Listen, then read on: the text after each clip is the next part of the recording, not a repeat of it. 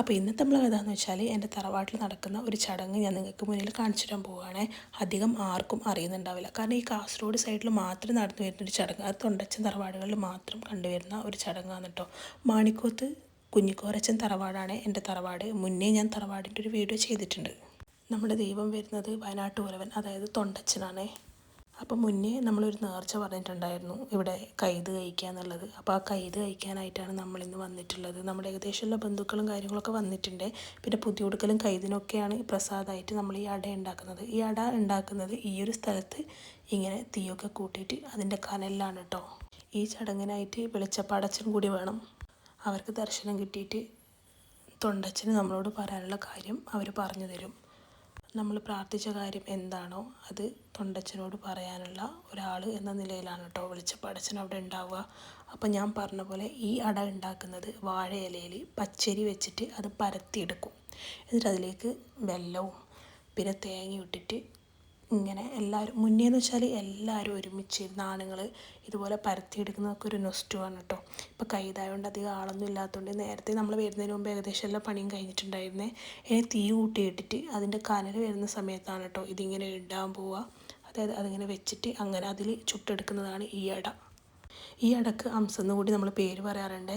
മുന്നേ കൈതിനും പുതിയുടുക്കലിനൊക്കെ പോയാൽ ഈ അട കിട്ടാനായിരുന്നു സത്യം പറഞ്ഞാൽ ഭയങ്കര ആകാംക്ഷയും കാര്യങ്ങളൊക്കെ ഉണ്ടായിരുന്നത്. ഇതിന് നമ്മൾ കൈതിൻ്റെ അട എന്ന് കൂടി പറയാറുണ്ട് കേട്ടോ. എത്ര പേർക്ക് ഈ അടേനെ പറ്റി അറിയാം, ആരൊക്കെ അട കഴിച്ചിട്ടുണ്ട് എന്നുള്ളത് കമൻറ്റ് ചെയ്യണേ. ഈ പ്രസാദത്തിന് ഭയങ്കര ടേസ്റ്റും കൂടിയുണ്ട്. നമ്മളിവിടെ തറവാട്ടിൽ പുതിയുടുക്കൽ, അതായത് പുത്തരി ഉടുക്കൽ ഇപ്പോൾ അടുത്ത് കഴിഞ്ഞതേലും അന്ന് നമുക്ക് വരാൻ പറ്റിയിട്ടുണ്ടായിരുന്നില്ല. അന്ന് മൊത്തം തറവാട്ട് അംഗങ്ങളും വന്നിട്ട് വലിയ ചടങ്ങും കാര്യങ്ങളൊക്കെ ഉണ്ടായിട്ട് അങ്ങനെ കഴിക്കുകയാണ് കേട്ടോ ഉണ്ടാവാറുള്ളത്. ഇതിപ്പോൾ കൈതായതുകൊണ്ട് അങ്ങനെ ആളുകളൊന്നുമില്ല, കുറച്ച് ആൾക്കാരേ ഉള്ളൂ. പിന്നെ ഇവിടുത്തെ പ്രാർത്ഥനയും കാര്യങ്ങളൊക്കെ ഞാനങ്ങനെ വീഡിയോ ഒന്നും എടുത്തിട്ടില്ല, അത് അതിൻ്റെ വഴിക്ക് നടത്തിയിട്ടുണ്ടായിരുന്നു. ഒരു 18 വർഷം മുന്നേ ആയിരുന്നു കേട്ടോ എൻ്റെ തറവാട്ടിൽ തെയ്യം കെട്ടുണ്ടായിരുന്നത്. അതായത് വയനാട്ടുകുലവൻ, അതായത് ഇത്രയും വർഷത്തിന് ശേഷം മാത്രമേ നമ്മളിങ്ങോട്ട് വയനാട്ടുകുലവൻ തെയ്യം കെട്ടി ആടാറുള്ളൂ. 5-6 ദിവസം എങ്ങാനും ഉണ്ടായിരുന്നു കേട്ടോ. കുറച്ച് ചെറുതായിരുന്നു, എനിക്ക് വലിയ ഓർമ്മയോ കാര്യങ്ങളൊന്നുമില്ല അതിനെ പറ്റിയിട്ട്. 17 വർഷങ്ങൾക്ക് ശേഷമായിരുന്നു അന്ന് തെയ്യം കെട്ടുണ്ടായിരുന്നത് കേട്ടോ. ഇന്നിപ്പോൾ 18 വർഷങ്ങൾക്ക് ഇപ്പുറമായി. പിന്നെ ഈ കാസർഗോഡ് സൈഡ് മാത്രമേ ഉള്ളൂ കേട്ടോ ഇങ്ങനെ. ഇപ്പോൾ ഈ സൈഡൊന്നും ഇങ്ങനെയുള്ള ഈ കൈത് എന്നുള്ള പറഞ്ഞ സംഭവമില്ല. ഇങ്ങനത്തെ അടയും കാര്യങ്ങളൊക്കെ ഇങ്ങോട്ടുള്ളവരൊക്കെ നമ്മളിവിടെ നിന്നൊക്കെയാണ് കാണുന്നത്. അപ്പോൾ അർജുവേട്ടൻ കുറേ തവണ എൻ്റെ കൂടെയൊക്കെ വന്നിട്ടുണ്ട് തറവാടുകളിൽ, അതുകൊണ്ട് അർജുവേട്ടൻ ഇതൊക്കെ അറിയായിരുന്നു. ആപ്പനൊന്നും ഇത് അറിയുന്നുണ്ടായിരുന്നില്ല. അപ്പോൾ ഇതൊക്കെ കാണാനും കൂടിയിട്ടാണ് ആപ്പൻ വന്നിട്ടുണ്ടായിരുന്നത്. അപ്പോൾ അറിയാത്തവർക്ക് മുന്നിൽ ഈ ഒരു ചടങ്ങ് ചെറുതായിട്ടൊന്ന് കാണിക്കാമെന്നും കൂടി ഞാൻ വിചാരിച്ചിട്ടുണ്ടായിരുന്നു കേട്ടോ. അങ്ങനെയാണ് അന്ന് വീഡിയോ എടുക്കാൻ തീരുമാനിച്ചിട്ടുണ്ടായിരുന്നത്. ഇതാണ് കേട്ടോ പ്രാർത്ഥന, വെളിച്ചപ്പാടച്ചൻ പറയുന്നതും. പിന്നെ നമ്മൾ അരിയൊക്കെ ഇട്ട് ഇങ്ങനെ പ്രാർത്ഥിക്കും, അങ്ങനെ കുറച്ച് കാര്യങ്ങളൊക്കെ ആയിട്ട് അവിടെ നമ്മുടെ പ്രാർത്ഥനയും കാര്യങ്ങളൊക്കെ കഴിഞ്ഞിട്ടുണ്ടായിരുന്നു. പിന്നെ പ്രസാദമായിട്ട് ഞാൻ പറഞ്ഞ പോലെ ഈ അട, അതായത് അംസം എല്ലാവർക്കും കൊടുക്കും.